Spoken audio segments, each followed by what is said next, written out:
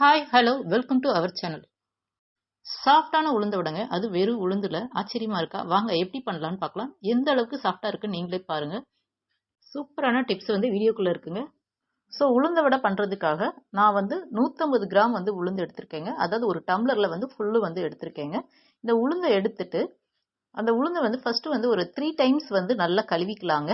கழுவிட்டு உளுந்தை வந்து ஊற வச்சிடலாம். இந்த ஊற வச்ச உளுந்து வந்து ஒரு 2 ஹவர்ஸ் வந்து ஊறட்டுங்க. நல்லா ஊறட்டும். ஊறினதுக்கு அப்புறம் நம்ம வந்து பார்க்கலாம்.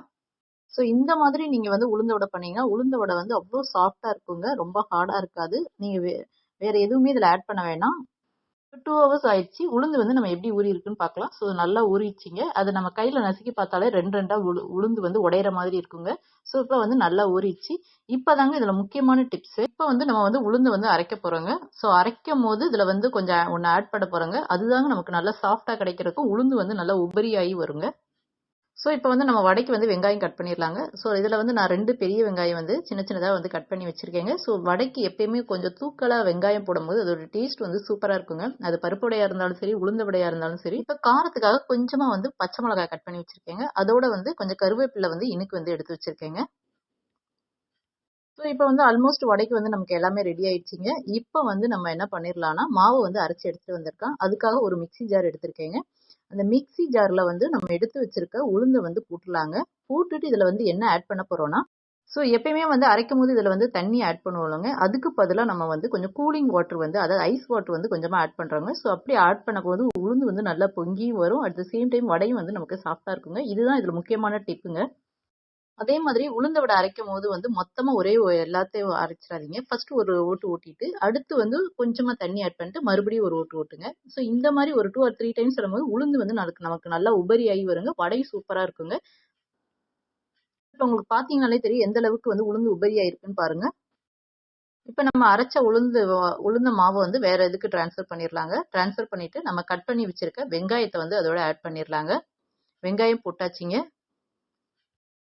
நெக்ஸ்ட் வந்து நம்ம எடுத்து வச்சிருக்க பச்சை மிளகாய், கருவேப்பிலை அதையும் வந்து போட்டுடலாங்க. கருவேப்பிலை வந்து சின்ன சின்னதாக வந்து ஸ்லைஸ் பண்ணி போடலாம். முழுசா போட்டிருந்தா சாப்பிடும் போது அப்படியே எடுத்து வச்சிருவாங்க. ஸோ இதோட வந்து இன்னொன்று ஆட் பண்ண போறோங்க. கூட வந்து 1 ஸ்பூன் வந்து பச்சரிசி மாவுங்க. அதோட உப்பு, இதுக்கு தேவையான உப்பு வந்து இதோட சேர்த்து போட்டுடலாங்க. ஸோ மாவு வந்து ரொம்ப போட வேண்டாம். பச்சரிசி மாவு ஒரே 1 ஸ்பூன் போட்டா போதுங்க. இப்போ எல்லாத்தையும் நம்ம போட்டு நல்லா பசைஞ்சு எடுத்துடலாங்க. நல்லா பசைஞ்சுக்கோங்க. நல்லா பசைஞ்சிட்டா ஆல்மோஸ்ட் நமக்கு வந்து இப்போ வந்து வடைக்கு வந்து மாவு வந்து ரெடி ஆச்சுங்க. நெக்ஸ்ட் வந்து நம்ம தட்டி போட்டுடலாம். இப்போ நமக்கு ஆல்மோஸ்ட் வந்து வடை மாவு வந்து ரெடி ஆயிடுச்சுங்க. இப்போ நம்ம வந்து சைட் பை சைடா வந்து எண்ணெயை வந்து காய வச்சிடலாங்க. எண்ணெயை காய வச்சு வடை போட்டுடலாம். இதுல வடை போடும் போதே சில பேர் வந்து உள்ளங்கையில வந்து லைட்டா தண்ணி வந்து இது பண்ணிட்டு அதுல வந்து தட்டி போடுவாங்க.